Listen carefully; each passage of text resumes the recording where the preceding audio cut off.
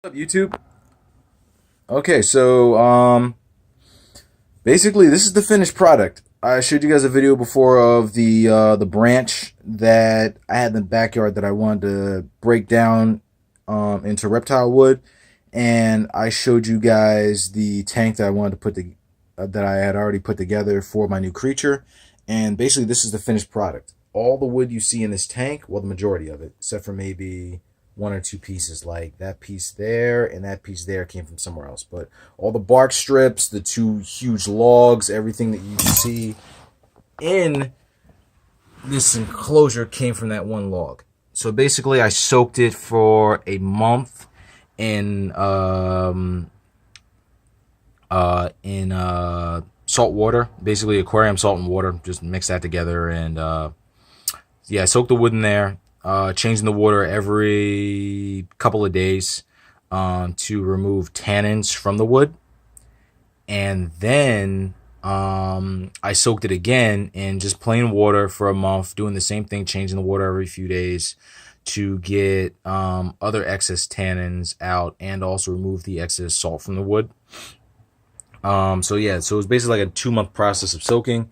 And then I basically just baked everything in an oven at 250 degrees Fahrenheit for 1 hour just to sterilize it. So all the bark strips, the wood, the logs, everything got baked and sterilized.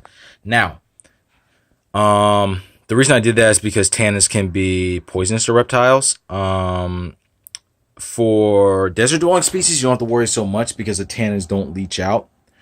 But because this is going to be a humid environment, just in case there's some droplets of water on the wood, let's say from a little bit of excess humidity, and this animal does walk around and like to lick a lot. It's very inquisitive. I didn't want the animal to actually like lick like a few droplets of water that may have some tannins in it and wind up making the animal sick. So I decided just to soak it, just to make it extra safe for the animal, especially since it's a species I haven't dealt with before. It's always better to be on the safe side. These guys do like it quite humid. From one of the breeders that I've been talking to, they're called Sim Container. You can find them on Instagram. They said that these creatures like a wide range of humidity, but in a ceiling tank where you're not going to have a lot of, which is what this is, where you're not going to have a lot of aeration, and you're not going to have a lot of humidity and heat escaping. The humidity should be around 60 to 90%. There's some discrepancies about this, but one of the main things that one of the main things is you want to make sure that at least if the air is dry, you want to make sure that the humidity, at least in the lower levels, has plenty of moist substrate. So if the animal does get too dry, it can dig down and absorb that moist substrate, like absorb the moisture from it and keep itself hydrated. So with that being said, I err more on the side of having more humidity rather than less humidity. That may change eventually. The more I keep the once I've had the reptile for longer, I've had experience with it, and I've basically dialed in all the different parameters to see what works better for the animal, watching its behavior, watching its reactions to the different parameters, and just doing constant research as I keep the animal. That's one thing everyone should remember, guys. When you have an animal, don't stop doing research once you have the animal in your hand. Keep doing research, because you never know, something that might be common knowledge today might be disproven or might change in the future, because this is a scientific hobby, and science is always changing. So yeah, definitely always keep yourself educated on what's new and look into things. But yeah, so that hot spot there is about 130 degrees Fahrenheit. That's a constant. Everyone says that they should be kept between 120 and 150 as far as the surface of their basking spot.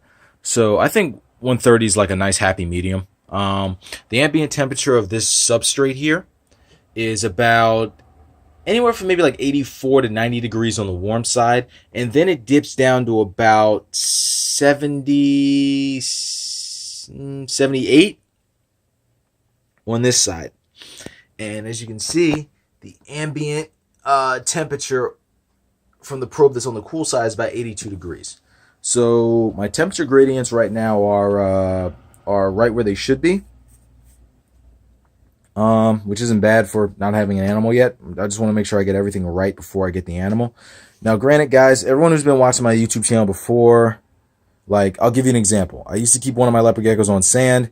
Now he's no longer kept on sand. Guys, I've made mistakes before. We've all made mistakes before. For guys like me, I got into the whole reptile amphibian thing when I was very young, and a lot of other people got into it. Everyone was a novice at some point. So what I'm saying is, if you guys have any information, give me once you see what species I'm keeping. I'm not gonna give it away, but yeah, once you see what species I'm keeping, if you guys have any advice or you see any suggestions based off of what I'm doing, if I'm doing something wrong or if I'm doing something right and I need to do that more, just guys, let me know. I'm always open to constructive criticism. But yet again, guys, for the reptile community, like, I'm tired of, like, I think, and even the bigger YouTubers have been saying this a lot lately. So, you know, I agree with them 100%. I'm tired of people who are like basically grown adults acting like 12-year-olds and telling people, oh, you're a horrible keeper. You shouldn't be keeping this animal. You're stupid. This, that, and the third. Blah, blah, blah. I hope your animal dies to teach you a lesson. Now, what kind of reptile lover says stuff like that? You know what I mean? So, or what type of mature person says something like that to someone who shares the same passion and either has a different way of doing things or maybe they just haven't learned as much as someone else has. You know what I mean? So, basically what I'm saying is, guys, I'm open to constructive criticism. Just, just keep it polite. But anyway, yeah, so this substrate here is a mixture of soil, sand, and cocoa fiber. Now, I used 1 brick of Eco Earth, 2 small bags of reptile soil as the soil, and I used a big bag of Exoterra sand and mixed that together, and then made like a nice like dry crust on top, but it's nice and moist at the bottom, moist enough for it to hold together. That way the burrows that this animal likes to dig, so that way the burrows don't collapse on the animal, and they have plenty of moisture to keep the animal hydrated. I've also added a lot of areas for the animal to hide. That's why I took the liberty of once I stripped the wood to clean it and stuff, I actually use the bark strips in here. It's not just to be aesthetically pleasing, but it's also to give the animal more enrichment, more areas to climb, more areas to hide, more areas to thermoregulate. Like on this warm side, I got a lot of areas where it's kind of covered with bark strips where the animal can hide under in a nice warm spot. And these animals don't bask for a very, very long time if the basking temperature and your ambient temperatures are where they should be. They'll bask for a little bit, but then to keep their metabolism going, they need a lot of warm spots. So I added a lot of areas where, let's say, heat can get trapped, so to speak. So that way, let's just say if it wants to hide under something, but it wants to stay warm, it doesn't have to sit in the sun and overbake itself, so to speak. Oh, I also buried a couple of these bark strips came off, and once I baked them, they took the same shape of the branch that they came off of, so they're still nice and round. So I buried a couple of them. There's one right there in the ground, so that way the animal will have a nice den it can dig into. But because it has basically like a shield over it, let's just say if the substrate does get too dry, or let's just say it does start to collapse, it won't collapse on the animal. This piece of wood's pretty cool. It even has like a little hole that I kept myself from burying. Probably can't see it right now. I think it's actually under this other bark strip. It's actually good because then it won't get filled in if this animal kicks up dirt. But anyway, yeah, so this is the new tank. Let's see, yeah. So I got a 100-watt spot bulb here, and I got a 10.0 UVB strip right there. Also, when I used the soil, I didn't use soil that was that had fertilizers or pesticides in it. I decided to go with Zoomed's Reptisoil, not because I'm a big Zoomed fan, even though I am, but I don't work for them. This isn't promotional. As a disclaimer, I'm not trying to sell their product. But the reason I did that is because I wanted to use a soil that was safe for reptiles and something that's made for reptiles.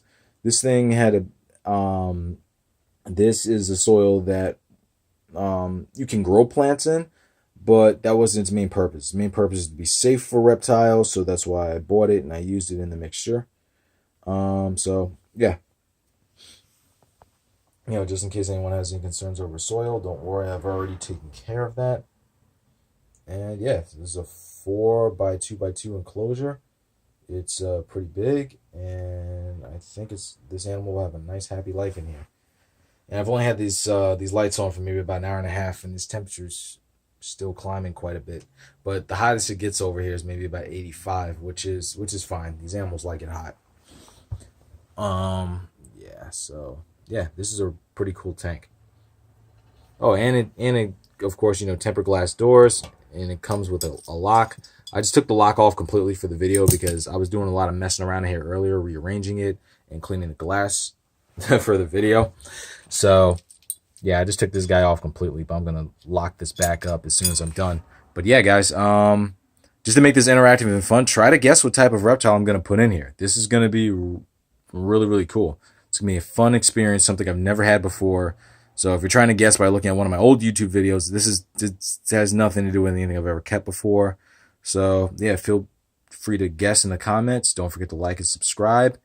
And yeah, guys, let's start guessing. I think this will be fun. Later.